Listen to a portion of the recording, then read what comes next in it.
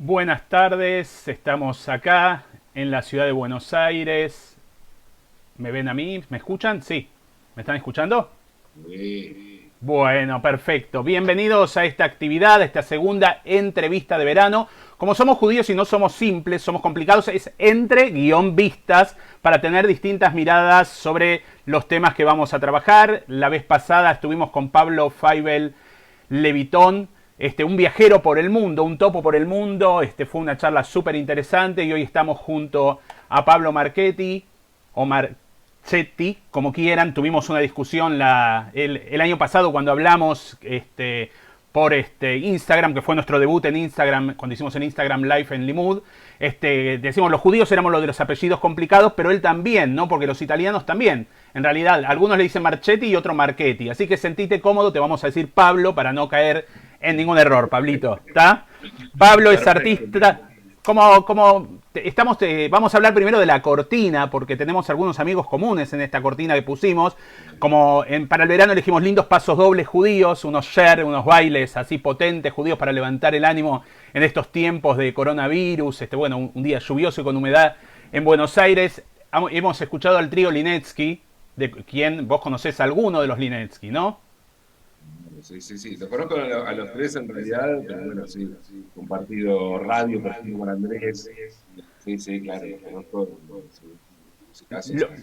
lo bueno es que viste, a vos te sirve, conocés a los tres Linetsky, me conocés a mí, lo conocés a Natán, lo conocés a Gustavo. No solo tenés un amigo judío, tenés varios amigos judíos, que es Varios. importante, Sí, ¿no? sí, sí. Es Hasta así. una novia, mirá, pero Una bueno, después novia. Ahora hablamos. después vamos a hablar de la novia judía. No sé si leíste las instrucciones, porque tiene efectos colaterales como los remedios, las novias judías. Por suerte todavía no tengo anteojos, así que no puedo ver la letra tan chiquita. Bueno, vamos a presentar a Pablo. Pablo es artista, periodista, escritor, músico y poeta. Y hace tiempo descubrió una palabra en hebreo que le gustó mucho, que es chutzpah, que hemos hablado varias veces, que creo que te mandé hasta el texto de lo que significa y demás. Chutzpah es o chutzpe en yiddish, en realidad tiene que ver con aquello que es atrevido, ¿no? Con aquello que es provocador. Y creo que todo esto, en todo lo que vos haces, aparece de una manera extraordinaria. Muchas veces criticado y muchas veces apoyado, pero lo importante justamente es no pasar desapercibido, digo yo siempre, ¿no? Sí, seguro. Creo que me llaman la atención las tensiones que existen entre determinadas convicciones, inclusive personales. Cómo pongo en tensión determinadas cosas que aparentemente me constituyen, encuentro permanentemente en mi vida, porque la vida mi mujer me lleva a eso, a poner en tensión esas cuestiones que me constituyen. Así que me gusta indagar en esas tensiones y bueno, indagando en el quilombo. Bueno, creo Pero que bueno, eso. varias de las cosas hay un poquito de eco, sí, es verdad que hay un poco de eco, pero bueno, no depende de las conexiones de cada uno. Vamos a tratar que se entiendan lo mejor posible. Igual es gratis, nadie pagó, así que no se pueden quejar, ¿no? Esta es la primera Obvio. respuesta. Y te iba a decir, Pablo, estaba mirando artista, periodista, escritor, músico y poeta. Todo lo que tiene que ver con el arte, el periodismo, la palabra y todo, por supuesto, son lugares que sacan a la gente de los lugares de comodidad, ¿no? El arte es incómodo por sí mismo, es molesto. Sí, de eso se trata, me parece, el arte, ¿no? Cuando realmente el arte transmite lo que creo debe transmitir el arte, molesta, incomoda, te saca de lugares que te parecían establecidos o que era de un determinado modo y te invita a mirar el mundo de otra manera, ¿no? A mí, a veces inclusive, el arte hasta tiene la trampa de hacerte creer que sos talentoso o que tenés un talento, porque a veces te muestra cosas que decís, pero pasa esto, y yo no veía estas cosas, entonces te revela algún tipo de mecanismo que vos creés, bueno, inteligente, no es otra cosa que lo que te muestra en una determinada obra de arte. Entonces hay mucho eco, no sé. Puede ser que sea mi micrófono, yo lo voy a apagar, pero lo voy a abrir solamente para preguntarte, porque puede ser que entre por mi micrófono. ¿Está bien? Bueno. Vamos a tratar de interactuar así. Bueno, vamos a intentar recorrer tus múltiples facetas expresivas e intercalar algunas preguntas. Todas preguntas fáciles, no te voy a hacer preguntas difíciles. Vamos a decir algo. Nosotros vamos intercalando las entrevistas. Entonces, yo sé que otra puede venir muy pronto. Estuve la última entrevista en la radio de Pablo a las 3 de la mañana, un horario lindo para que te llame, ¿no? A las 3 de la mañana para hablar sobre Rosh Hashanah. Así que lo estamos invitando en un horario más normal. Y por eso las preguntas son fáciles para que después no venga la venganza, ¿no? A las 3 de la mañana en otro momento. ¿De dónde proviene esta beta musical tuya y cómo llegaste al canto? Y cierro mi micrófono si no hay eco. Sí, llegué a la música porque en mi casa se escuchaba mucha música. En mi casa, tanto mi vieja y mi viejo tuvieron una cultura, hubo siempre una cultura de los libros y de los discos muy fuerte, muy grande, de ir a ver, de priorizar comprar un disco, de priorizar ir a ver un concierto por sobre otros tipos de gastos, ¿no? En una familia de clase media tirando baja. Así que creo que viene de allí y viene de que tanto mi viejo como mi vieja cantaban, de manera totalmente aficionada, pero le encantaba, se sabían un montón de canciones, tenían como su repertorio y siempre en juntadas, en reuniones, surgía el hecho de cantar y entonces viene de ahí, de una cuestión familiar, que después, bueno, se va digamos, los distintos conflictos que uno va teniendo con su padre, su madre, digo, en cuanto a rebelarse en la adolescencia y todo eso, tuvo que ver con gustos, tuvo que ver con que apareciera el rock en mi vida, cosa que en mi casa no había habido nunca. Había un montón, mi viejo coleccionista de tango, mucha canción latinoamericana, a mi vieja le gustaba mucho la música española, pero no había rock, ni siquiera los Beatles entraban. Y bueno, para mí fue mi descubrimiento y fue un poco mi revelarme, pero fue a partir de la música. Y además, yo iba a ver a Los Redondos o a Sumo a Cemento, pero al mismo tiempo iba a escuchar al polaco Goyeneche o a Lo Puliese. O sea, el tango es algo que, sobre todo el tango diría, ¿no? Es algo que nunca cayó en ese revelarse que hay en la adolescencia. Así que viene de allí, siempre me gustó mucho la música. La canción. Perfecto. Y bueno, sí, sabía que el tango es cercano a vos y por eso también a Andrés Linetsky lo tenés tan cerca, un gran referente del tango argentino y también mundial. La última entrevista que le hice a un amigo común que te presenté, porque ya es un amigo también, porque la pasó muy bien en tu programa, que es David Brosa, le pasé varios temas de él y le hice una pregunta bastante incómoda, si escuchaba sus discos, y me dijo que no.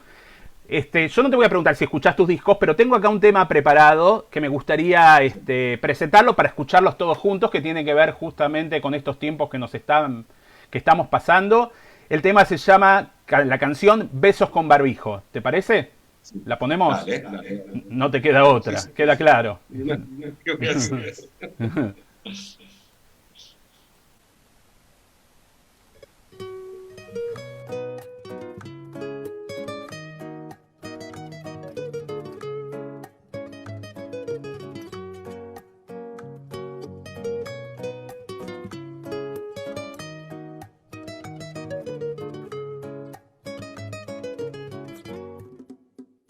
De este amor puro, antiséptico y tan fiel, solo quedan las heridas en un mar de alcohol en gel.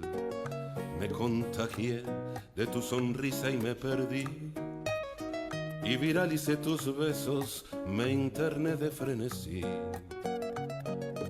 Hoy llego enfermo hasta tus brazos, hoy te imploro, te suplico una razón. No aguanto, pero marcho, solitario a cuarentena. Venía bien puro candor, dedicado, apasionado nuestro amor. ¿Por qué comí el roedor? Porque nadie me lo dijo.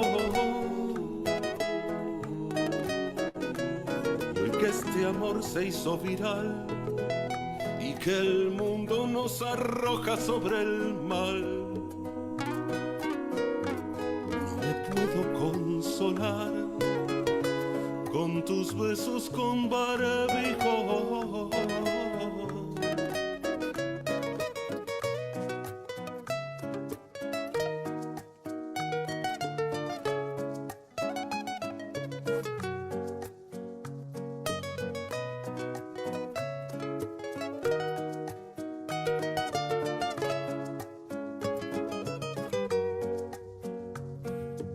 Hoy llego enfermo hasta tus brazos, hoy te imploro, te suplico una razón.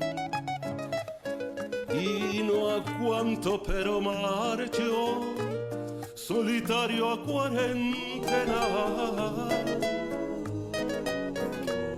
Venía bien puro candor, dedicado, apasionado nuestro amor. Porque comí el roedor, porque nadie me lo dijo. Y que este amor se hizo viral y que el mundo nos arroja sobre el mar. No me puedo consolar con tus besos con barbijo.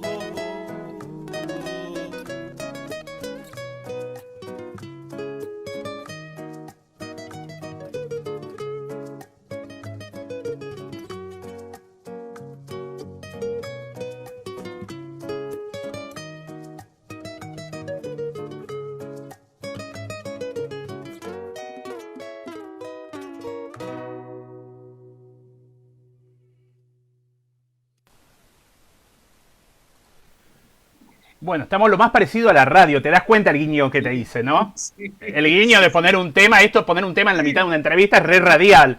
Me puse los auriculares también por el tema del eco que teníamos. Espero que se resuelva. Estamos a todos. Pues me escribió una madre judía. Gracias por mejorar el eco y todo. Y viste, te trabajan la culpa. Y entonces me fui corriendo, busqué los auriculares. Estamos preparados para toda contingencia. Decime, Pablo, 3 cosas positivas y 3 cosas negativas que te surgieron en la pandemia. El tema era la introducción. Sí. Cosas, bueno, negativas, obviamente tiene que ver con el encierro y que, bueno, a darme cuenta, fue un encierro en un monoambiente en San Telmo, cosa que fue un encierro bastante, la palabra encierro tiene una magnitud que no tiene el espacio en donde estuve encerrado, ¿no? Sí. Y eso fue complicado. Antes hablábamos estuve ahora en el mar y para mí fue lo que necesitaba esto, lo que necesitaba estar en el mar, estar en la playa, tener un lugar abierto después de un encierro en un lugar pequeño. El haberme enfermado también, y la vulnerabilidad que todo eso implica, ¿no? Esas fueron 3 cosas que tienen que ver con lo mismo, que tienen que ver evidentemente con lo que es público y notorio por ahí, y en lo personal con una situación habitacional, si se quiere. Pero lo positivo, o sea, varias cosas también positivas. O sea, esta canción es producto de este encierro y de habernos puesto con varios amigos con los que trabajé, entre ellos Juan Krinkiewicz, o Krinkiewicz, no sé cómo se pronuncia, también tenemos ahí un tema de pronunciación, pero mi gran amigo y compadre musical con quienes estoy componiendo canciones. Fue un año muy productivo de componer canciones y encontrar allí también un tema que abordarlo, para abordar de muchas maneras, ¿no? De una manera obviamente ridícula, irónica, satírica, como este bolero de recién, y eso fue productivo. Me parece que el hacer radio en esta madrugada, en esta trasnoche, como decías antes, ¿no? De 2 a 5 de la mañana estoy haciendo radio todos los días, y primero el hecho de hacerla presencial, de ir todos los días, de poder salir e ir a la radio, eso también descomprimió un poco el encierro, y además, curiosamente, hubo algo que tuvo que ver con el insomnio, ¿no? De un montón de gente. Entonces el programa tuvo una repercusión enorme, y y al mismo tiempo darme cuenta que o sea, tuve como una agenda, salí totalmente de una agenda informativa, una agenda periodística, cosa que hace mucho que no hacía, salvo en las canciones, en el arte, pero en un medio de comunicación algo tan salido de la agenda cotidiana. Me di cuenta que fue también una forma de hablar de esta pandemia, ¿no? Y de hablar de esta situación de encierro. Salir de lo cotidiano. Paradójicamente fue como una declaración de principio, decir, bueno, están todo el mundo estamos 21 horas por día dando datos sobre contagios y esas cosas. Bueno, mi decisión es no dar ese tipo de información. Pero adrede, ¿no? Como una declaración de principios, si se quiere, y hablando de otras cosas. Y eso fue absolutamente positivo. Tomar el lado creativo, independientemente de las angustias y todas las cuestiones que generó este momento, ¿no? Es así, Sí, interesante lo que decís, salir de la agenda cotidiana. Creo que todos salimos de la agenda cotidiana. Vamos a hacer una aclaración nada más porque hay muchos que están viendo de a dos. Beso con barbijo, no, distancia social. Beso a lo lejos, no, codo, puño, pero no, no beso, por favor, porque después te acusan de apología del no, coronavirus. claro, no. No me armes lío. No hace ¿No? falta, ahora que me acusan de apología al contagio, ¿viste? Ya Claro, por eso, sí, sí, soy sí. un tigre Acá, con tantas manchas que... claro, acá si vas a ver los nombres, no voy a preguntar vacuna rusa sí o no, porque ganamos por mayoría, ¿no? Es así. Gustavo, andás por ahí, ¿te querés sumar? Acá estoy, Pablo, querido, ¿cómo estás? ¿Qué haces, Gustavo? ¿Cómo Con andás? Bien, con Pablo nos conocemos desde hace más de 30 años, que estudiamos periodismo juntos, de la vieja época, que ya nos hacías reír en aquellas épocas, así que viene de siempre esto, tu sagacidad, tu humor, tu picardía. Y quería preguntarte, bueno, unos años después, fuiste, bueno, el fundador de la revista Barcelona, ¿no? ¿Qué significó para vos la revista Barcelona? Barcelona fue haber llevado adelante un proyecto que me parece que era algo que estaba como dando vueltas, era una situación de época. Había algo en la época de reírnos del periodismo, justamente, Gustavo, que nosotros aprendimos lo que era la volanta, el título copete, la pirámide invertida, todo aquello que aprendimos juntos hace mucho tiempo. Había un momento, de repente nos dimos cuenta que el periodismo se había transformado en su propia sátira y que todo aquello que nos habían enseñado se estaba reproduciendo de manera ridícula y en los medios de comunicación, ¿no? Entonces hubo una necesidad de salir a decir, che, pero esto es cualquier cosa, nos quieren decir, nos quieren imponer como que así se cuentan las noticias y nos están contando cualquier cosa. Entonces, y me parece que hubo una cuestión de época, no quiero decir que Barcelona fue, me parece que hay muchos signos así de época, de distintas publicaciones que tomaron esto. Lo que hicimos en Barcelona fue sistematizarlo y hacerlo seriamente, justamente la joda esta, la sátira, tomarlo, ¿no?, de una manera totalmente seria. Entonces parodiar hasta la última cosa, los epígrafes, ¿viste? Hacer volanta, título y copete y hacer la pirámide invertida, pero ridícula, hacer todo eso, llevarlo a una sofisticación, si se quiere, y una minuciosidad bueno, que no estaba, nadie lo había hecho. Me parece que tiene que ver con eso.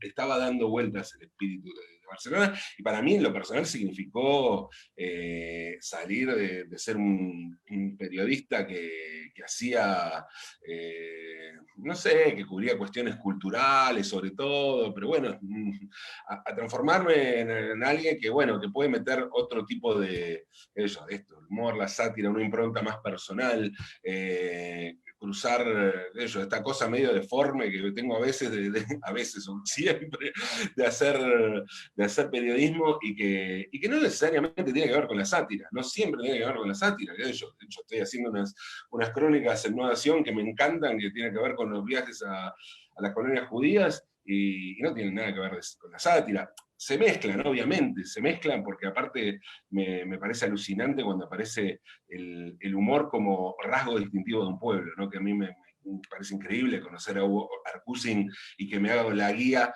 por el cementerio judío de Basavilbaso, y el tipo es un personaje que es un gaucho judío, es una especie de una mezcla de Norman Ehrlich con la medicina, ¿entendés? Una cosa alucinante. Y todo eso se mezcla, pero que no vas solo en una dirección, ¿entendés? Puedo hacer cosas que me emocionen más, cosas que me interpreten de otra manera. Me sentí más libre. Creo que lo que me dio Barcelona es mayor libertad. Vamos. Aludías recién a estas crónicas que estás haciendo fantásticas para Nueva Acción. Nombraste la de Basavilbaso. También hiciste una sobre Ingeniero Sájarov por la capilla, ¿no? Claro.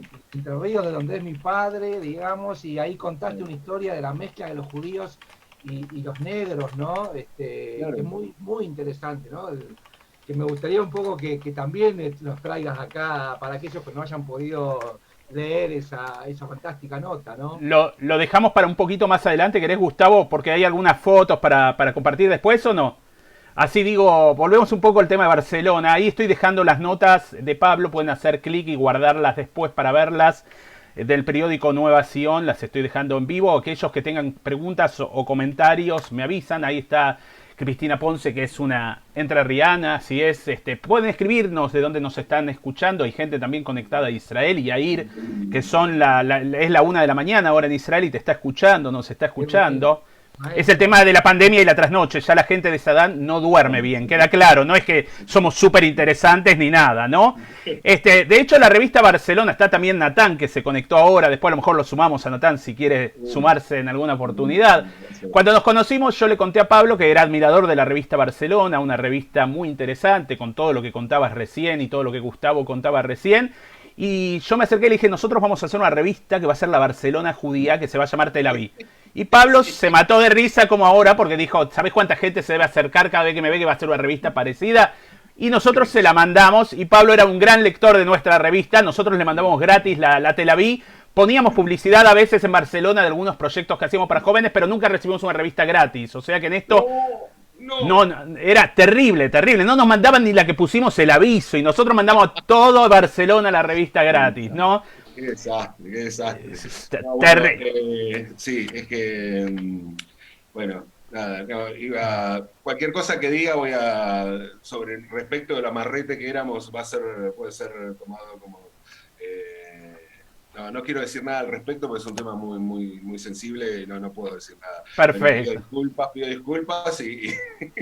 No, genial. Una solución, pero aparte tenía la bajada, porque era Tel Aviv, decía, ¿no? Era, sí, correcto. Yo había pensado que era Tel Aviv, una solución iraní para el problema de los judíos, o sea, haciendo alusión a la bajada de Barcelona, que era una solución europea para el problema de los argentinos, que a su vez hacía alusión a la bajada de Clarín, ¿no? Era una parodia de eso, y ustedes hicieron la parodia de la parodia con eso, y me acuerdo, yo siempre hubo un número que era sobre la tablada, y aparecía Gorriarán como una especie de mutante judío, bueno, o sea, el copamiento de la tablada con el cementerio de la tablada, me pareció muy, muy zarpado lo que hicieron. Y además de la sorpresa de que hicieron, pensé que era una joda. Y nosotros era una joda a conciencia, como fue Barcelona. Así que, bueno. Era así, para nosotros era muy importante, digamos, tomar el modelo de Barcelona para llegar a los jóvenes con un lenguaje distinto. Justo era la época que se luchaba en quién iba a ser enterrado en el cementerio de Tablada, si judío por conversión, judío. Y bueno, nos pareció interesante poder hacer un poco de humor con esto. También fuimos criticados, porque dentro de la comunidad también recibimos críticas. Obviamente no, mira, yo en esa época el ringtone que tenía en mi celular era El Padrino. Cualquier cosa que iba a una reunión le decía, ¿podés llamarme Leo, que trabajaba conmigo a esta hora? Y me llamaba y sonaba la música del Padrino. Algunos entendían el mensaje, había otros mensajes también, por ejemplo, de instituciones centrales que nos llamaban. Nosotros le dábamos entrevista a todos quejándose por la revista, pero íbamos todo el grupo y le decíamos que no garantizamos que el próximo número no salga nada de lo que hablamos, por supuesto. Entonces nunca se hicieron esas reuniones, pero fue muy interesante porque logramos llegar a muchos jóvenes. Y bueno, siguiendo este recorrido de tus múltiples facetas, ¿cómo llegaste al humor? Y más especialmente al humor satírico, si así lo podemos definir. Gustavo habló un poco que te conoce hace 30 años, o sea que se conoce más o menos de los 5 o 6 años, y ya en esa época lo hacías reír.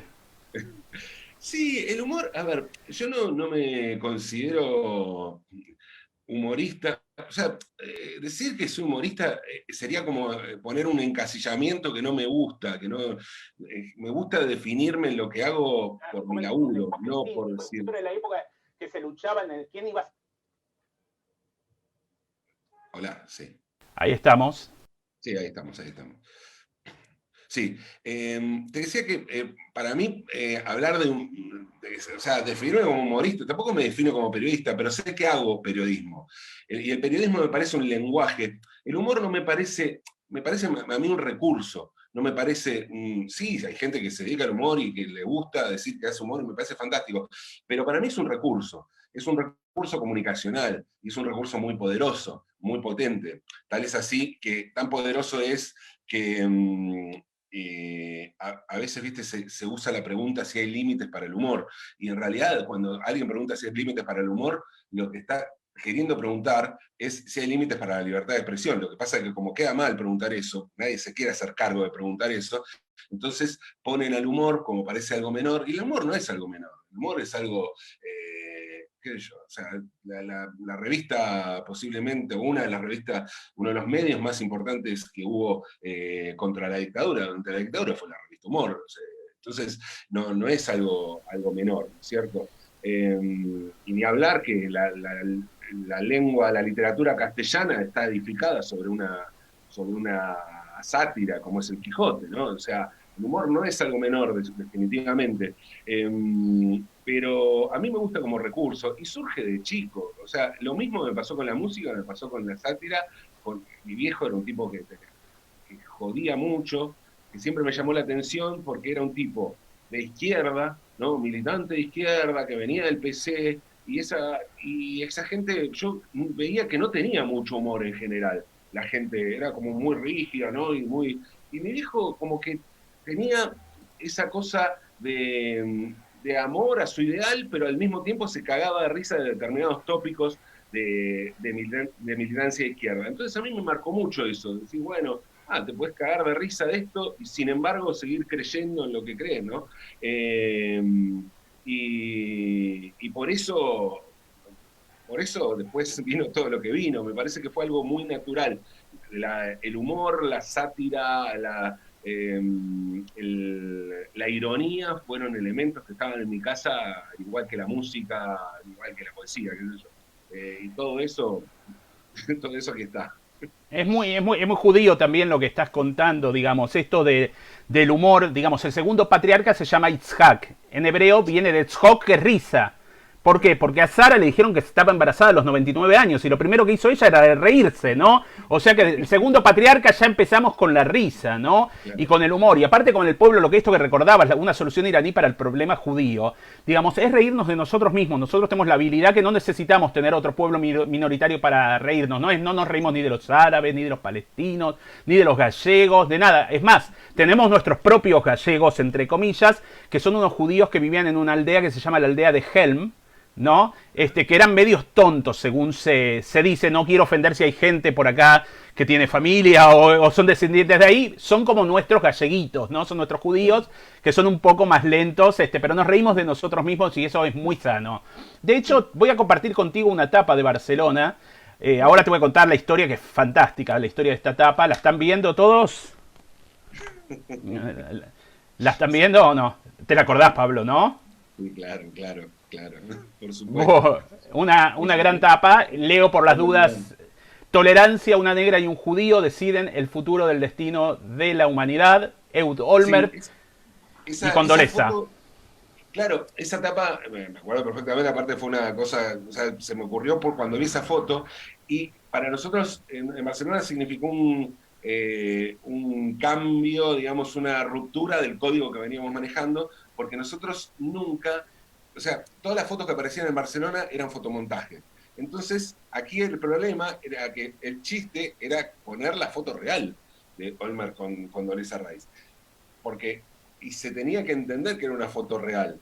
Inclusive pusimos el crédito de France Press, no sé qué agencia era la foto, pero creo que se entendió porque era una noticia que estaba muy dando vueltas en ese momento, era un tema que tenía en vilo al mundo. Entonces, bueno, fue romper un poco el código, ¿no? El contrato de lectura, si se quiere, que había con Barcelona, poniendo una foto real. Y era eso, decir, bueno, ¿de qué hablamos? Cuando hablamos de esta cosa de no al racismo y no a la discriminación, ¿viste? Las personas judías pues son jodidas más allá de que pertenezcan a minorías que, sí, está bien, que pueden haber sido, y nadie está negando que hayan sido y son discriminadas en muchos casos, pero bueno, llegados a determinados lugares de poder, y bueno, se pueden comportar de la manera más jodida y no vamos a... Bueno, eso se entiende, más o menos. Sí. Dos anécdotas sobre esta. Primero, nada que ver, una sobre la foto, sobre Ehud Olmert. La entrevista pasada con Pablo Feibel que te contaba, Levington, él mostró la tumba del abuelo de Olmert, que está en China, porque proviene de una familia de judíos chinos que se fueron de Rusia a China. Como algo interesante, algo loquísimo también, ¿no? Muy loco. Eso para los que vieron la entrevista, para que recuerden un poco y vean quién es Olmert. Es el nieto de quien estaba enterrado, y quienes no la vieron la pueden ver en el canal de YouTube de Tzavta Ovación y en Facebook también. Y la segunda nota color es que en estos momentos, cuando salió esta tapa, todo el mundo diciendo esta revista es antisemita y la tapa es antisemita. Y tengo un amigo que ocupa el día de hoy, no voy a dar nombre y apellido, pero puedo decir que es vocero de la Cancillería israelí, lo pueden googlear y sacan nombre y apellido, que estaba hablando todo el tiempo en la Cancillería explicando lo fantástica que era la tapa, lo maravilloso que era la tapa, y que no era antisemita para nada, sino que era un poco trabajar sobre el humor y el prejuicio. Y es la pregunta que te quiero hacer: ¿cómo juega para vos el tema del humor y el tema de los prejuicios? Porque acá había un humor con el prejuicio. Claro, claramente hay un humor con el prejuicio, y me parece que... Claro, con el prepucio, con el prepucio o con el prejuicio. No entendí bien, no se escuchó. Un humor con el prejuicio y con el prejuicio. Sí,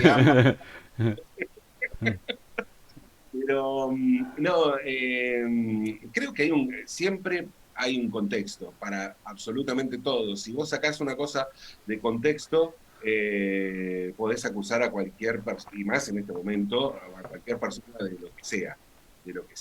Y acá lo que pasó con esta etapa, además, es que circuló mucho, justamente por ser, por tener esta cosa de que fuera de contexto funcionaba. O sea, si yo veo eso, es lógico también que si alguien ve eso fuera de contexto, pueda pensar que es una publicación antisemita. Entiendo la lógica y la sensibilidad también que hay al respecto. Eso lo entiendo. Lo que pasa es que esta etapa, incluso estamos hablando en épocas de pre-redes sociales, pero sí circuló mucho en el mundo, y a nosotros nos llegaron, tuvimos récord de mensajes que recibimos, pero eran toda gente de afuera que nos puteaba y nos decía, son antisemitas, puta, no sé qué. Claro, no sabían de qué se trataba, no sabían cuál era el contexto. Entonces, pero bueno, si uno tiene que estar pendiente de ese contexto y explicar permanentemente ese contexto, y bueno, te paralizás y no haces absolutamente nada. Y ya no te reís del chiste, hasta que explicás, ya pasó el chiste. Sí, esto de texto y contexto es algo bastante interesante. Acá se suma de nuevo Natán, que dice: un gran saludo a Pablo, tengo muy buena conexión y me saca permanente, no debe ser casual. Le digo a Natán, tratalo en terapia, Natán, a ver qué pasa con la conexión, o cambiar de proveedor, ¿no? Hablando de tapas, acá Ignacio Sosa, sí. No de Villa Crespo, me parece, me dice: me gustaría mucho si podés comentar la contratapa genial, filosófica, que hubiera hecho sonreír a Hannah Arendt sobre el genocida General Menéndez, perdón. Sobre Menéndez, ¿cuál fue la de Menéndez? ¿Cuál fue? A ver si nos puede dar una pista por escrito. Yo la estoy googleando a ver si la encuentro. ¿No? Sí. Revista. ¿Querés contarnos un poco, Ignacio? Estiramos un poco a ver qué estamos. Sí, a ver si la logramos. A ver, estoy mirando acá. Tolerancia. Bueno, vamos a esperar, hay mucho, es difícil encontrarla ahora la contratapa. Mientras la va buscando y si la encontrás nos mandás el link, la vamos a poner. ¿Sobre qué tema no harías humor? No hay un tema sobre que digo no haría humor. En realidad lo que me pasa, otra vez tengo que replantearme qué es el humor. Si hago humor, pero tampoco quiero evadirme la pregunta. A ver, en Barcelona lo que pasó es que siempre tratamos la revista como un medio periodístico, y ahí me parece que es el tema del humor. No era un medio humorístico, era un medio periodístico, de sátira periodística, y ahí es donde le trata el humor. La sátira es una burla y tiene el humor como herramienta. Entonces, pero si vos haces un medio donde querés dar cuenta de tener una determinada agenda, ¿no? Una determinada agenda periodística, bueno, puedes decir, no voy a hacer, qué sé yo, un terremoto en Haití y hubo 200.000 muertos, cosa que nos pasó en Barcelona. No vas a decir, no, con esto no se jode porque es un tema muy sensible. No, ningún medio hace eso. Si nosotros queremos jugar a ser un medio periodístico, tenemos que abordar los temas. Por eso no es un problema de temas. De hecho, nosotros tuvimos, por ejemplo, un problema que mucha gente se sensibilizó con la forma en que tratamos el tema de la desaparición de Julio López, por ejemplo, ¿no? Un desaparecido que creo yo sufrió 3 desapariciones, porque fue desaparecido, torturado por Miguel Echecolás durante la dictadura, después fue desaparecido en democracia y después creo yo sufrió una desaparición mediática. Y Barcelona era un medio que rescataba a Julio López de esa desaparición mediática. Nosotros seguimos insistiendo sobre que había un desaparecido en democracia y que ese tipo había sido un desaparecido de la dictadura y que era un testigo contra genocida. No, la forma en que lo hacíamos, y bueno, por ahí a alguna gente le podía parecer un poco complicada, como cuando hicimos una etapa que decía, lo mostraba Julio López, que estaba tomando un trago en el Caribe con 2 mulatas y decía Julio López en Cuba con la plata de los montoneros. Pues claro, jodíamos con este discurso fascista que dice que los desaparecidos están en Cuba con la plata de los montoneros. Bueno, está bien, era un tratamiento satírico, pero lo que estábamos haciendo es llamar la atención sobre una desaparición. A mí me parece que no es un tema de temas, justamente, no es una cuestión de temas.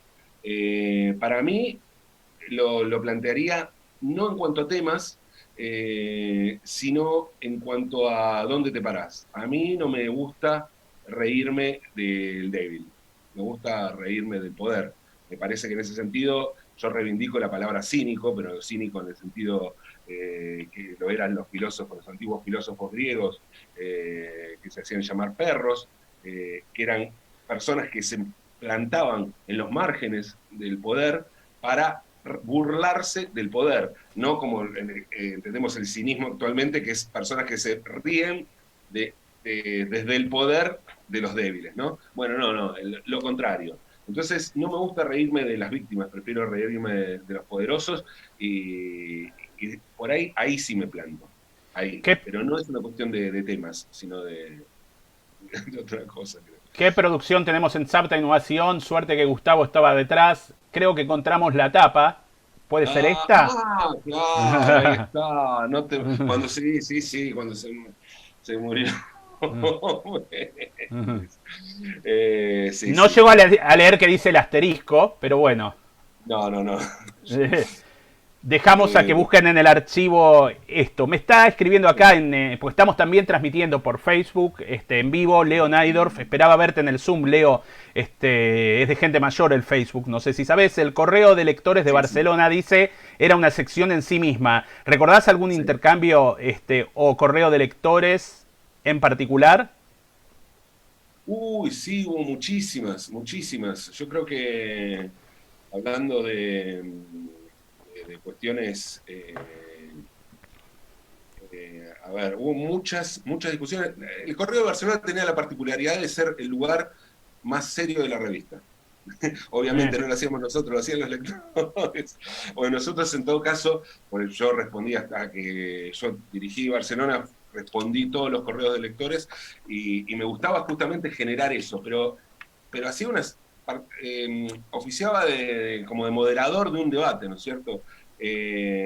perdón, hago un paréntesis, acá tengo la tapa, dice, no te mueras nunca, y el asterisco dice, Barcelona te desea una eterna, penosa, tenebrosa, infecciosa, dolorosa, nauseabundo, venérea, cochambrosa, asfixiante, metastásica, chancrosa, degenerativa, HIVica, inmunodeficiente, cancerosa, chagásica, hidrofóbica, gastroenterocolítica, hepática, sarpullidica, toxoplasmótica, poliomelítica, bueno, o sea, y tediosa estadía en prisión, todo eso, poco feliz y tediosa estadía en prisión, todo eso le decía a Menéndez, se le deseaba a Menéndez en esa contratapa, perdón.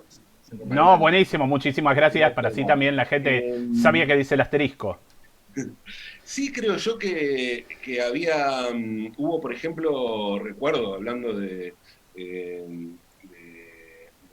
antes hablábamos de Olmer, la etapa de Olmer, hubo una discusión sobre el conflicto en Medio Oriente, Israel, Palestina, que creo yo que, o sea, yo insisto, oficié como más de moderador y era una cantidad de argumentos, pero era fantástico, un nivel de discusión que a mí me asombraba.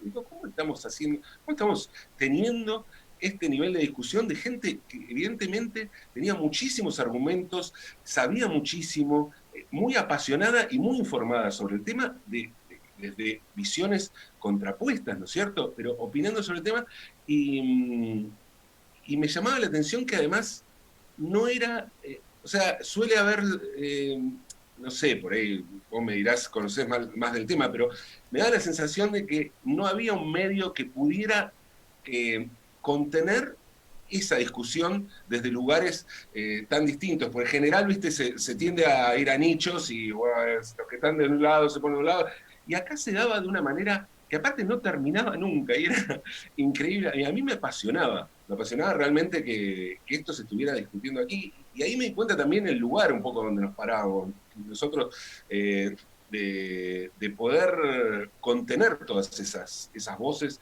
y esas distintas perspectivas. Eso, como digo, que estábamos hablando un poco de eso, me acuerdo que fue un tema muy fuerte, pero y que se discutió muchísimo, pero tenía un tono distinto del resto de la revista, y era como, me parece que de alguna manera los lectores también necesitaban tener otra cuestión además de lo satírico, y se expresaba allí, dándole la voz a ellos y llevando adelante y fomentando este tipo de debate.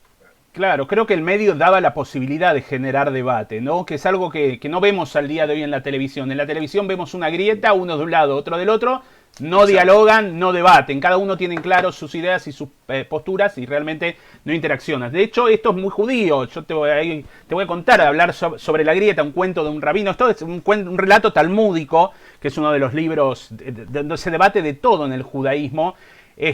Ahí después Gustavo ahora va a retomar la pregunta, que bueno, estaban 3 alumnos en una clase con el rabino, entonces el rabino está hablando sobre un tema, un alumno levanta y dice, bueno, yo estoy muy de acuerdo con lo que usted dice. Dice, bueno, me parece fantástico. El otro alumno le dice, mire, yo no estoy de acuerdo con lo que dijo el alumno sobre lo que usted dijo. Dice, también me parece perfecto. Y el tercero dice, pero ¿cómo es esto? Porque tiene razón el que le dio la razón. El que no le dio la razón también tiene la razón. Le dice, vos quedate tranquilo, vos también tenés razón. Y este es el pensamiento del judaísmo, ¿no? La amplitud y que todas las ideas valen y vale ponerse en el tema del debate. Y creo que esto era interesante. Fíjate el encuentro que había en Barcelona, porque esta gente pensaba antagónicamente sobre este tema y quizás sobre otros. Encontraban en Barcelona un lugar para poder leer algo interesante y también para poder expresarse y encontrarse en un debate. Totalmente, sí. Así que sí, pero era muy, muy particular el correo de lectores, a mí me encantaba.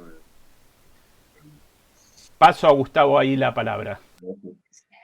Sí. Bueno, Pablo, acá hay un comentario de Cristina que dice, sí, Barcelona, a diferencia de CQC, que bordeaba a todos menos a las empresas capitalistas, me gustó mucho lo del Estado con necesidades diferentes y un cucurucho. Así que veo esa sonrisa que tenés.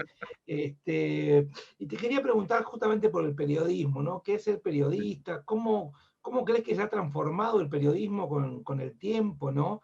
Y bueno, un poco recordar aquella frase de del diario crítica, ¿no? Del periodismo como un tábano que molesta, ¿no? Tomando la frase de Sócrates. Y bueno, y quería tu reflexión sobre esto, ¿no? Cómo se ha transformado el periodismo con el tiempo y cómo te ves vos en esa transformación, ¿no? Yo el periodismo cada vez sé menos qué significa el periodismo. Cada vez entiendo menos qué es el periodismo, cuál es la función del periodismo. Desde el momento en que, o sea, yo sabés, fuimos educados, antes hablábamos las cuestiones básicas, pirámide invertida, volante, título, la noticia como motor del periodismo. Desde que el periodismo pierde la noticia como eje, ¿no?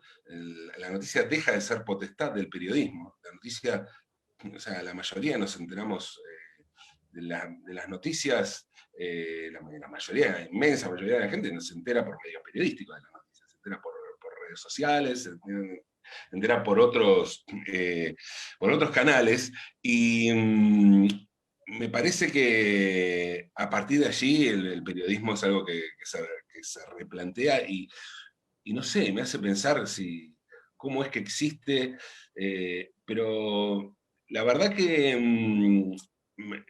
me empieza a aburrir un poco también todo eso y me siento cada vez más afuera del periodismo. Sí sé que tengo un oficio periodístico que sigo ejerciendo. A mí me apasiona, me siguen apasionando dos cosas que tengo de oficio periodístico. O sea, la noticia, lo que es, nunca fui muy fan del periodismo de investigación y me parece que es algo cada vez más teñido por operaciones y por cosas y además más vaciada, porque es algo que necesita mucho tiempo y mucha guita, y por ende mucha guita, y es algo que las empresas periodísticas no están dispuestas a invertir, si es que existe todavía esa cosa llamada empresas periodísticas. Y, y a mí lo que me interesa básicamente del periodismo es la crónica y la entrevista. Son dos cosas que sí me siguen apasionando, pero son dos cosas que al mismo tiempo están teñidas por otro montón de cosas personales que tienen que ver con lo literario, que tienen que ver con, bueno, cosas a las que el periodismo se ha abierto, pero por ahí es el territorio más literario del periodismo y me parece como una buena respuesta a todo este quilombo que significa hoy preguntarnos qué es el periodismo. Insisto, en un momento en el que el periodismo perdió lo que nos enseñaron que era su bastión, que era la noticia. Es así, acá. ¿Querés leer, Gustavo, lo de Mariano? Sí, Un gran amigo también. Mariano Skolnik, gran amigo, integrante de la mesa de redacción del diario, dice, una de las cosas más geniales de Barcelona fue Clase Media Recargada, de nuestro amigo Sergio Langer, que también es integrante de la mesa del diario, y su evolución más descarnada en Mamá Pierri. Sergio Claro. se comió acusaciones de autoodio absurdas, digamos. Sí, claro, sí. Sergio es un capo, soy fan del Ángel desde hace mucho y para mí, o sea, yo era fan del Ángel antes de que saliera a Barcelona y fue convocarlo apenas hicimos Barcelona y Clase Media Recargada fue una creación genial y Mamá Pierri sí, Mamá Pierri para mí es como Torrente, ¿no? Como el personaje de Santiago Segura. Es un personaje que no tiene nada, no tiene un solo lado bueno. O sea, no tiene nada ni una. ¿Viste? A veces los personajes siempre, los personajes tienen complejidades y tienen contradicciones. Mamá Pierri no tiene ninguna, es todo malo, que es muy difícil hacer un personaje así. O sea, muchas veces se reivindica la cosa de que los personajes tengan varias facetas y que tengan un determinado volumen y que eso los hace más complejos. A mí me parece que es muy complejo crear un personaje tan, tan nauseabundo, tan fascista, tan jodido como Mamá Pierri. Además, bueno, traer un poco la referencia a Pierri, ¿no? Que fue el que dijo alguna vez, usó judío piojoso como un insulto. y ponerle ese nombre. No, Sergio es un capo, lo admiro mucho. Y el libro Judíos, Sergio Langer, es una maravilla. Otra de las cosas que me hace sentir muy, muy feliz de volver de estar en Novación y volver a compartir ahí un medio con Sergio. Es así. A mí, bueno, también me gusta mucho el género de la entrevista, cuando el entrevistado es copado, ¿viste? Pero nos estás tirando a matar, porque digamos, lo único que dijimos que acertamos era cuando te presentamos como músico y cantante, porque después te preguntamos por Barcelona, cómo te ves como humorista, no sos humorista, periodista, no soy periodista, ya empezamos a querer picantear la cosa, ¿no? Queda claro. Ahora vamos a seguir y ahora te vamos a hacer esclavo de tus propias palabras, ¿no? Primero te pregunto, ¿te sentís escritor o no? Porque hay 3 libros tuyos que tengo acá que publicaste, ¿no? ¿Te sentís escritor o no? Sí, me siento escritor. Si no, retiro la pregunta, me parece que soy escritor y soy periodista, claro que soy periodista de oficio. Digo que no, ese oficio periodístico en el que yo empecé, yo no sé, me parece que no existe más. Pero sí, mi oficio es periodístico.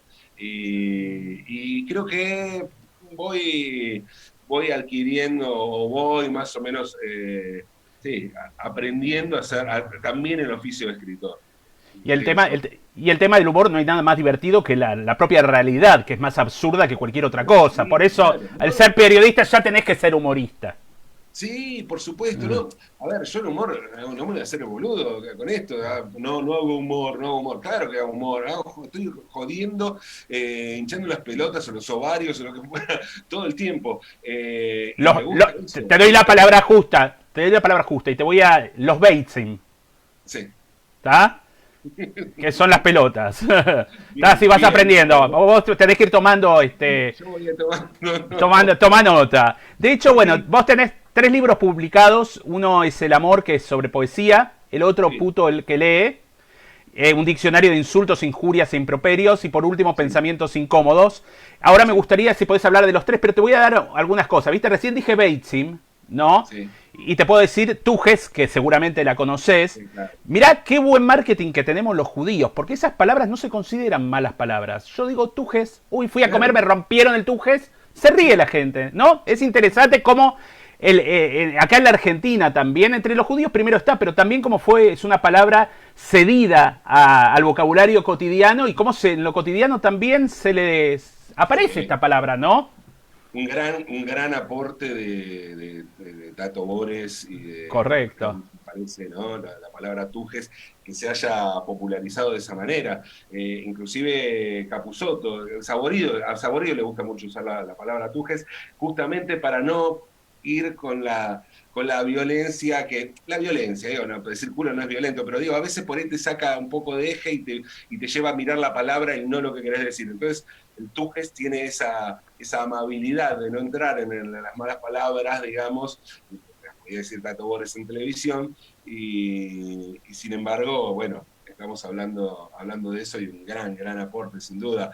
En cuanto a los libros, bueno, en realidad, tengo El amor es un libro de poesía dedicado obviamente al amor. Es un libro de poemas de amor, y fue también para mí lo que significó ese libro es salir si bien yo había publicado ya otros libros de poesía de manera autogestiva, con una editorial que se llamaba Antilibros, que teníamos con alguna gente de Barcelona, había publicado 3 libros antes de poesía, siempre me gustó la poesía, escribo poesía, ahora voy a sacar en marzo, va a salir por Milena Caselora un libro nuevo mío de poesía que se llama Rincón, pero el amor lo que significó fue que era como raro que yo sacara un libro de poemas de amor, justamente porque parecía que tenía que sacar un libro más en joda o lo que fuera, y a mí me parecía que también en una época donde la incorrección política se transformó en industria, se transformó donde Twitter hizo que solo podamos, parecía que solo podíamos comunicarnos a través de la incorrección política a raíz de la chicana y de todas esas cosas. sacar un libro de poemas de amor era mucho más disruptivo que hacer algo políticamente incorrecto, ¿no? Era mucho más ir contra la corriente un libro de poemas de amor. Más allá de que, bueno, escribí un libro de poemas de amor, pero me pareció un poco eso. Pensamientos incómodos es una apología de esto de lo que hablaba al comienzo, un montón de relatos, algunos más tipo crónicas, otros como especie de microensayos o reflexiones sobre contradicciones entre cómo uno cree que son sus convicciones, un poco lo que hablaba al comienzo, ¿no?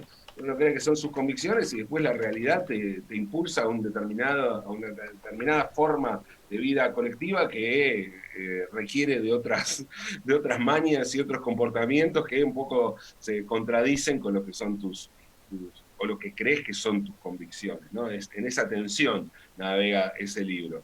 Y después, bueno, Puto el que lee es un diccionario de insultos, que para mí me parece una zona fascinante del idioma, ¿no? Es como la cloaca del idioma, pero bueno, al mismo tiempo somos lo que insultamos, ¿no? Habla mucho de qué utilizamos para insultar, cómo somos, y además me parece una de las zonas más cambiantes del idioma. Me parece, creo que junto con la tecnología son las zonas más cambiantes del idioma. Lo que pasa es que la tecnología cambia porque aparecen nuevos elementos tecnológicos. El insulto es dar vueltas sobre lo mismo, siempre sobre lo mismo. Son unos pocos tópicos que incluyen un insulto, y sin embargo, a partir de eso se genera un montón de formas de decir lo mismo. Y me parece fascinante indagar en eso y en cómo se usa, y bueno, y poner ejemplos de uso de esa palabra. Ya saben, los libros se pueden conseguir por Mercado Libre. Si no mencionan a Tzapta y Innovación, seguramente no recibirán ningún tipo de comisión, pero nos sentimos contentos de haberles sugerido 3 libros de lectura y este cuarto que anunciaba Pablo que va a salir. Bueno, Pablo, yo sé que sos un gran admirador del pueblo judío. De hecho, ahora tenés una novia judía también, ¿no? Y te preocupás por aprender palabras. Hoy aprendimos Beitzim, hacemos como un curso de palabras, tú que ya las sabías, ¿no? Aprendiste lo de la aldea de Helm. Mirá que te lo voy a tomar en algún momento. En otra entrevista vuelve esto. Escuchaste a David Brosa, cantautor israelí. Ya tenés un poco ideas también de Israel y demás. Vamos a ver algunas fotos de algunos recorridos tuyos que estuviste haciendo últimamente.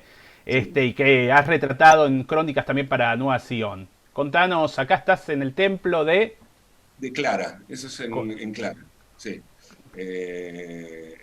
Ahí recorriendo las colonias judías de Entre Ríos. Estuve en Clara, estuve en Basavilbaso, estuve en Domínguez, y bueno, estuve en Sájaros también, ¿no? Contanos un poquito de Clara, y qué perspectiva te llevaste del proceso de la colonización judía en la Argentina. Bueno, a mí estuve también en Santa Fe, en Moisésville. Acá tenemos la segunda foto, ¿no? Claro, esa es en Moisésville, sí. Decime qué buen pueblo que somos nosotros que pensamos en tu pelada y creamos la kipá. ¿Viste qué bien? Fantástico. Me queda bien. O sea, no está bien que yo diga eso, pero me queda re linda, la verdad. Sí. Y esta foto, fantástica, la camisa ideal para ese Aarón HaKodesh que es donde se guarda la Torá. Claro. Bueno, esa me la sacó Laura, como todas estas fotos. Esto fue algo que a mí siempre me llamó la atención, y bueno, Laura, además, allí en el museo en Domínguez pudo enterarse que un abuelo nacido allí. Allí esta es la puerta del museo en Domínguez. Y a mí me parece fascinante hacer ese recorrido. Se lo recomiendo a todo el mundo. Todo el mundo debería ir allí, todo el mundo que pueda recorrer esos pueblos, primero porque salir del concepto de, bueno, yo toda conozco gente urbana, absolutamente urbana, y ver como vi en Basavilbaso, por ejemplo, la primera sinagoga es un rancho sinagoga. O sea, Y bueno, lo que significa ser un gaucho judío y pensar lo que era venir en ese momento a ese lugar. Y para mí tiene que ver este viaje con esta tensión de la que hablaba al comienzo, ¿no? Esta tensión entre dos cosas absolutamente necesarias en la vida, y que sin embargo tensionan, chocan permanentemente, y permanentemente estamos como viviendo entre esa tensión, que tiene que ver con, por un lado, la libertad y por otro la tradición, ¿no? Hasta dónde la libertad invade y anula la tradición y viceversa. Y me parece que hay ahí y cuando digo tradición, puedo hablar de la tradición del pueblo judío, pero puedo hablar también de la tradición e identidad, ¿no es cierto? Tradición como identidad, de la identidad de ser argentino. ¿Qué significa ser argentino? ¿No? Eso es ser argentino. Y en Buenos Aires, pero esto es este país. Esto es este país increíble en el que vivimos, ¿no? Sí, Entonces, esta tensión, es decir, bueno, ¿hasta dónde? Si me baso mucho en las tradiciones, pierdo una determinada libertad, pero pero está bien perder libertad, no es mejor que la tradición se refresque y se mantenga viva a partir de la incorporación de la libertad.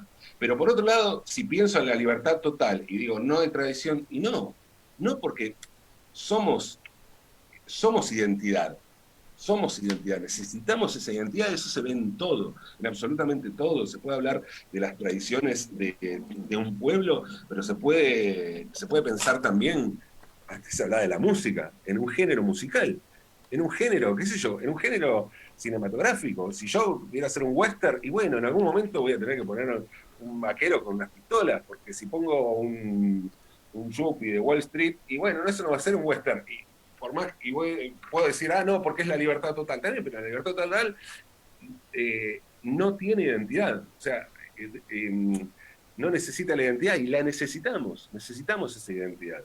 Necesitamos esa identidad y necesitamos esa libertad. Entonces, lo que veo allí es esa tensión. Me fascina esto de encontrar un pueblo que tiene, esto lo hablamos, pero no me canso de decirlo, ¿no? El humor como identidad. Eso a mí me parece maravilloso, esto de lo que hablabas vos antes, ¿no? Esto de no necesitar que otros se rían por vos, porque vos ya te reís de vos mismo. Eso, el reírse de uno mismo, ¿no? Y que eso sea una forma de identidad. Esa es una forma de identidad que está asociada a la libertad. A entender que las tradiciones son algo cambiante, son cosas cambiantes, no son cosas, porque si no es una tradición muerta. Las tradiciones vivas necesitan de esa libertad y de ir cambiando. Y vos dirás, bueno, esto tiene que ver, sí, eso para mí tiene que ver con este viaje. Ese viaje, independientemente de todos los personajes maravillosos, de los lugares que son verdaderas reliquias, joyas arquitectónicas, conceptuales, la creación de la primera cooperativa agrícola de Latinoamérica, pionera. O sea, eso es traer ideas también, ¿no? Ideas de justicia social, ¿no? Todo eso por supuesto que está, pero me parece, y es fundamental, y es para verlo, para entender una cosa que yo puse en Clara, en la crónica que escribí para Nueva Nación en Clara, que a mí me llamó mucho la atención. Hay un museo ahí que es muy lindo en la antigua estación de trenes, donde aparece, hay un personaje, no me acuerdo ahora el nombre, dice, fue el primer médico del pueblo. Y más chico después te enterás, está la lista está aparte, pero más chica, como una cosa menor, los intendentes del pueblo. Y resulta que este tipo, que era el primer médico del pueblo, había sido el primer intendente, pero lo que se prioriza allí es que fue el primer médico. O sea, priorizar el primer médico por sobre el primer intendente es también un rasgo de identidad de un pueblo que a mí me interesa, ¿no? Es como el humor. Que Es se así. priorice eso, a mí me interesa ese pueblo que prioriza eso. Y bueno, eso es lo que encontré en ese viaje, y a mí eso es lo que me fascina. Sí, háganlo, viajen por allí porque está buenísimo. Cuando se pueda vamos a organizar a lo mejor desde Tzarte Nueva Sion, así hacemos un recorrido por esos lugares. Acá Cristina nos dice que son muy pintorescas esas localidades, y en Clara tuvimos la primera intendenta mujer. Es interesante, Clara se llama la colonia, se llama Clara Vélez, en realidad por Clara Belz, por el pueblo de Belz, Claro. pero fue mal traducido. Y los personajes que nos encontramos, el primer personaje que estamos viendo recién en la foto, vuelvo a la foto para ver, es el Museo de Domínguez, es el que está en el medio, es el director del museo y guía en Domingos, que se llama Chuja, Claro. Osvaldo Quiroga, un personaje. Él cuenta siempre cuando recibe a los grupos, él le gusta encontrarse en la estación de tren y les cuenta que ahí su abuelo iba a recibir a los primeros judíos que llegaban, inmigrantes, y les iba a mostrar el campo donde iban a ir a trabajar y les enseñaba los primeros oficios. Y él al día de hoy está llevando a sus bisnietos a que conozcan los campos de donde eran sus abuelos. Entonces ya ahí ya te derretís, la primera historia. Después, bueno, podemos hablar, yo tengo por contrato que mencionar Basavilbaso, donde hace más de 30 años soy Hassan, te queda claro, viste mi foto ahí, la del el dibujo me hizo Sergio Langer, de ahí me Sí, mandaste claro. fotos, ¿no? A ver, Queda...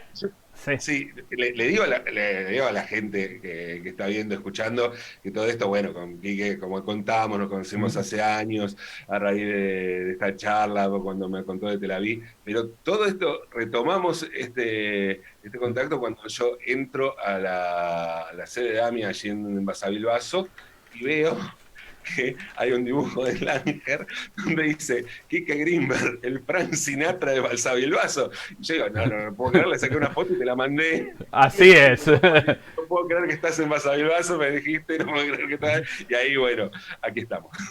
Basavilbaso tiene grandes personajes y personalidades. Habrás probado los knishes de Marta, ¿no? También son recomendables, la parte gastronómica no está atrás. Y bueno, por supuesto, también ahí a Hugo Arcusin, un personaje que te hizo el recorrido doble del cementerio con los parecidos también, Los ¿no? parecidos, claro. Ese es Sí, sí. el recorrido VIP. Vamos a seguir con algunas fotos más para compartir, así la gente tiene un poquito también la visión del recorrido que hiciste. Y este lugar lo tengo que poner por contrato con Gustavo, en realidad, porque el papá de Gustavo, a quien conocí, nació ahí en Ingeniero Sájarov. Sí.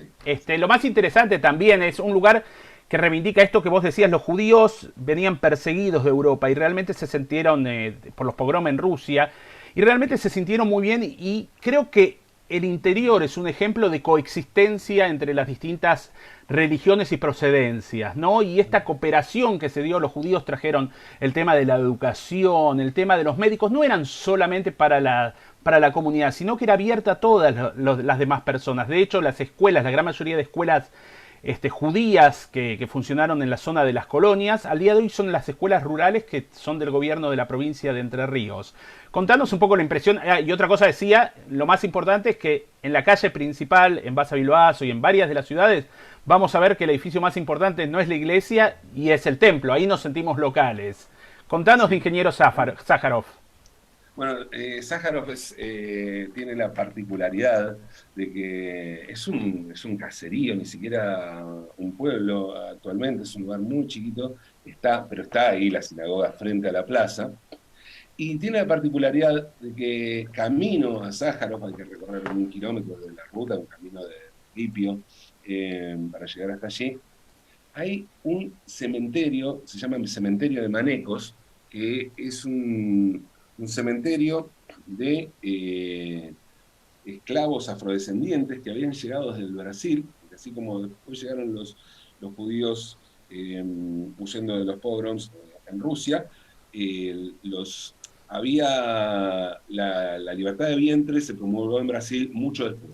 O sea, aquí sabemos que fue en la asamblea del año 13, que decía que los hijos de esclavos no eran personas libres, no eran esclavos. Entonces, de Brasil cruzaban, ¿sí? Algunos que no podían escaparse, se venían para la Argentina justamente para ser personas libres. Y se establecieron allí allí en la zona de Sáharo, y por eso está ese cementerio. Son unas cruces que se ven al costado del camino, y eso se rescató hace algunos años. Pero hay testimonios de cómo vivieron, ¿no? Esto parece como, como la tapa de Barcelona, ¿no? Negros y Sí, judíos. sí, sí, negros y Pero, judíos se encuentran en Entre Ríos. claro, pero se dio esa convivencia y hay testimonios de una muy buena convivencia que inclusive se dio en la música, ¿no? Porque se mezclaron los tambores africanos con el klezmer, y sí, fue un lugar, es un lugar muy, muy particular por esto. Por esto está esta sinagoga allí, pero además hay que pasar por este cementerio de Manecos. Son pocos los rastros que quedan, pero es fascinante esta historia y entender también, otra vez, ¿no?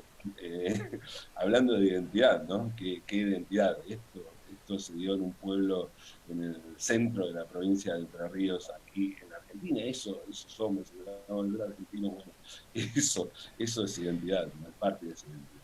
Así es, y bueno, también es parte de la identidad judeo-argentina, por eso recomendamos visitar las colonias judías. Ahí después Gustavo en un ratito más va a leer los mensajes, pero quiero aclarar que Basavilbaso en realidad comprende 4 colonias. En la foto que me puse de fondo virtual es la sinagoga que hacía recién referencia a Pablo, de la sinagoga Rancho de 1895, y la colonia se llama Colonia Lucienville en homenaje al hijo del barón Hirsch y la baronesa Clara, que falleció muy joven y no llegó a ver tampoco la obra. Bueno, esta es la última foto que tengo, si querés contarnos, Pablo, la experiencia, ¿no? Bueno, esto haciendo con Laura Sherman, estamos haciendo Plétzale, Plétzale, Muy bien. y Plétzale. Y mi sobrino Dante Marchetti hizo, mirá qué bien ese fondo, ¿Viste? Ahí qué estamos. lindo, amante. Me corro para que lo vean. Es increíble esa sinagoga, es increíble. Y mi sobrino Dante Marchetti, hizo el pastrón. Él hizo el pastrón y bueno, con Laura hicimos los Plétzales y ahí le dimos, por supuesto. Hicimos una cantidad que después frizamos. Me escribió gente diciendo, ¿estás vendiendo? ¿Cómo hago? No, dice, para la familia nos juntamos y bueno, claro. Qué delicia, qué combinación increíble esa de... ¿Fue con pepinos y todo o no? Sí, con pepinos, por supuesto. Pepinos mostaza le decimos y es una combinación maravillosa, de las mejores que conozco. En realidad, algo que hablabas sobre el judaísmo, y es algo que nos tenemos que hacer cargo, el judaísmo es más preguntas que respuestas, ¿no? La tradición, esto que vos decías, vive reinventándose, ¿no? Ahora estamos hablando de judaísmo y estamos hablando de un judaísmo totalmente distinto al que hablaban antes, pero que conserva alguna esencia. Y en todo tenemos discusiones también en el Plétzalach. Si vos pensás que el pastrón, por ejemplo, yo no te hago la pregunta, te haría una pregunta incómoda, pero vos no vas a saber la respuesta. ¿Pepino dulce o pepino agridulce? ¿O salado? Ese es un debate. Si quiere el público escribir a ver si es pepino dulce, agridulce, perdón, o salado. A ver, y vemos de dónde es cada uno. Yo soy del agridulce, a mí me gusta el pepino agridulce, allí, para mí, pero bueno, sé que es un tema muy... Entiendo que sea un tema polémico, o sea, entiendo que haya allí una polémica porque es un tema para polemizar. A mí me gusta el agridulce. Inclusive sé que Laura Sherman, siendo una detractora absoluta del agridulce en general, tiene cierta tolerancia al pepino agridulce. Me consta, pero yo soy del agridulce, en el caso del pepino para el pasto, pero bueno. También para otro capítulo, porque hoy ya estamos agotando un poco el tiempo, viene el pescado también, pues tenés pescado salado y también pescado agridulce. Así que ahí el gefilte fish es todo también un tema. Lo vamos a dejar para más adelante, para otra entrevista, porque no vamos a agotar todos los temas ahora, ¿no, Pablo? Si no, nos vamos a morir de hambre, no podemos seguir haciendo entrevistas, ¿no? Perfecto, Gustavo, te paso ahí la palabra. Y voy a leer algunos de los intercambios, que es interesante.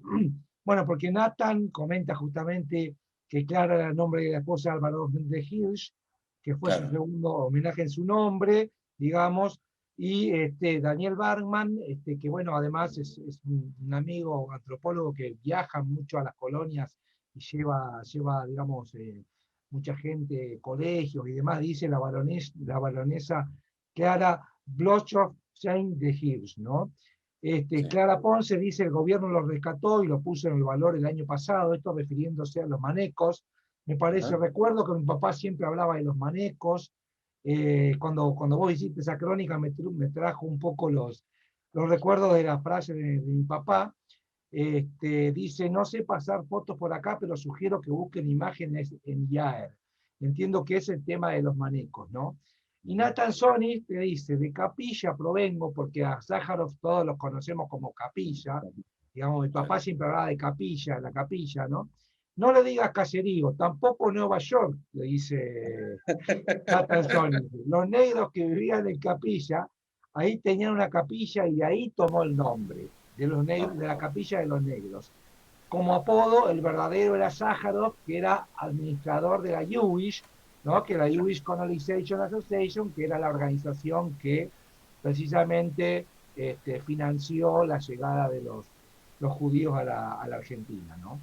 Cristina Ponce dice en el Museo de Ciencias Naturales, Antonio Serrano, eso es alguno de los comentarios. Adolfo Gorskin dice: lindo reportaje, para los que nacimos en una de las colonias nos regocijan estos programas, que nos rescatan. Adolfo Gorskin, Museo Judío de Concordia. Y Daniel Bergman, que a quien mencioné recién, dice: la maestra hebrea de Villa Clara desciende de los negros manecos y de un colono inmigrado de Polonia. Wow. En alguna fiesta de los tambores y el klezmer pasó eso, sí, queda claro. Sí, imagino. Tenemos mucha riqueza y mucho intercambio acá, el aporte también de muchos de los descendientes o parte de la cultura de la colonia, ¿no? Sí, fascinante ese lugar.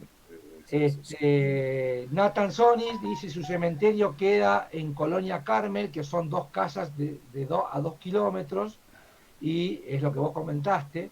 Y Daniel Bergman dice: según una de las versiones de Máximo Yagubski, la capilla era un templo católico que quedó dentro de la colonia y se transformó en sinagoga. Por eso a su padre, Hassan, lo llamaban el cura Froike. Gracias, Daniel, por ilustrarnos. Y por traernos el recuerdo también de una gran persona que tuve el placer de conocer, que es Máximo Yagubski, un intelectual judío muy, muy interesante, que su último tiempo estuvo en el Templo de Libertad y teníamos el honor de recibirlo en Ramá, en Yom Kippur, el Día del Perdón, que leía la Haftará de Yoná, y un gran traductor del hebreo a un idioma parecido al español, porque tenía un español tan antiguo y tan elevado que si lo lees en español necesitas un traductor esos libros, ¿no? En algún momento te voy a pasar porque es fantástico. Tenemos ahí el último mensaje, Gustavo, ¿querés leerlo? De Mónica. Sí, Mónica, hay un mensaje, ¿no? Que dice que el presentador dice que no es de Villa Crespo, con ironía, dice que lo incomodó. y luego dice Mónica Frenkel, dice: mi padre se llamaba Enrique Hirsch, el segundo nombre en homenaje al barón de Hirsch. Era de la colonia de Carlos Casares. Uh-huh. Bien.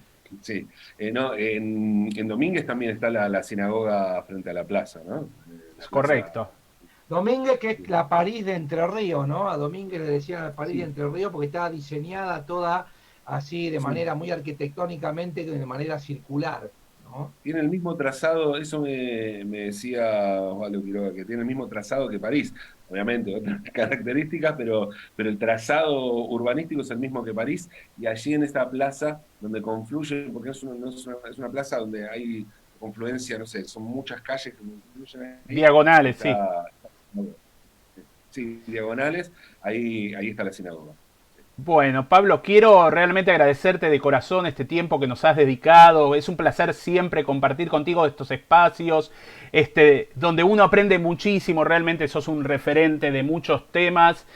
Sobre todo esto que vos tenés, ahí también los Marchetti quizás tuvieron en algún lugar, con algo del klezmer, esta chutzpah que tenés de provocar, y creo que más que el pueblo judío no creo que haya provocado, ¿no? Tenemos a Jesús, tenemos a Moisés, monoteísmo, tenemos a Freud, psicólogo, tenemos a Marx, tenemos a Einstein, tenemos provocadores de todos lados, ¿no? Y eso es algo interesante porque también la libertad de pensamiento, esto que vos decías, por más que los judíos no tenían la libertad física, muchas veces sí tenían la libertad del pensamiento. Y eso es interesante. Los peores momentos que vivió el pueblo judío, justo el día de ayer recordamos el 76 aniversario de la liberación del campo de concentración y exterminio de Auschwitz. Los judíos, hasta en el campo de concentración, tenían humor.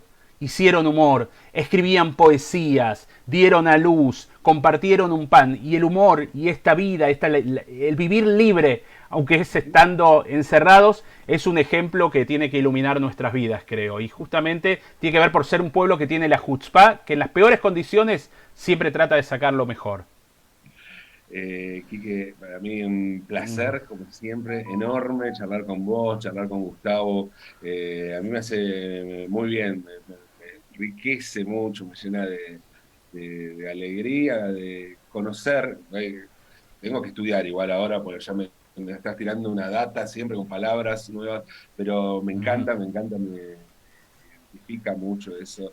Y sí, claro, que la tradición y la libertad sean una misma cosa y vayan y convivan más allá de la tensión aparente que nos quieren hacer pensar que existe entre estas dos cosas.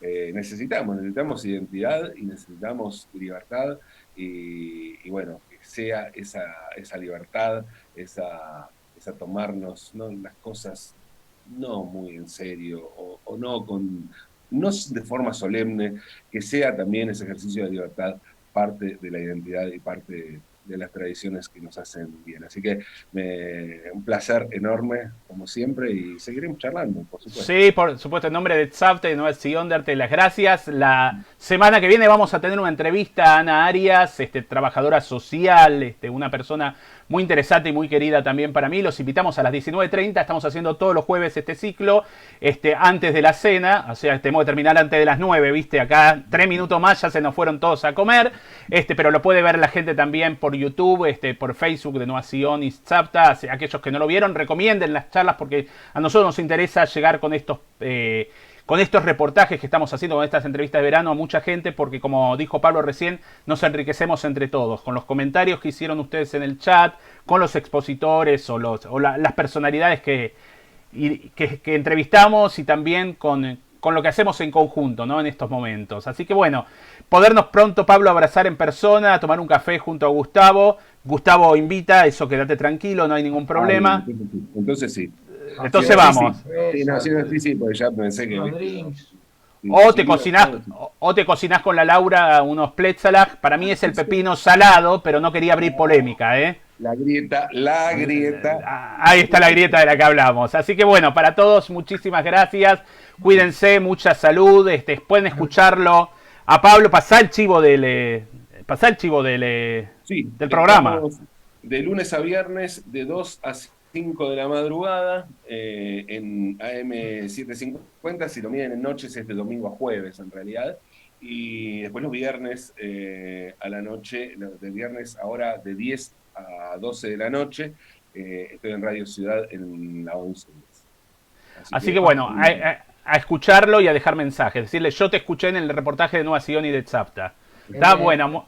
Muchísimas. Se puede escuchar bien en Israel, ya es tempranito, allá ya se levantan y pueden escucharlo. Agradecer también la participación y el interés del público. Y bueno, nos vemos el próximo jueves a las 19:30 entrevistando en este verano a Ana Arias. Muchas gracias a todos.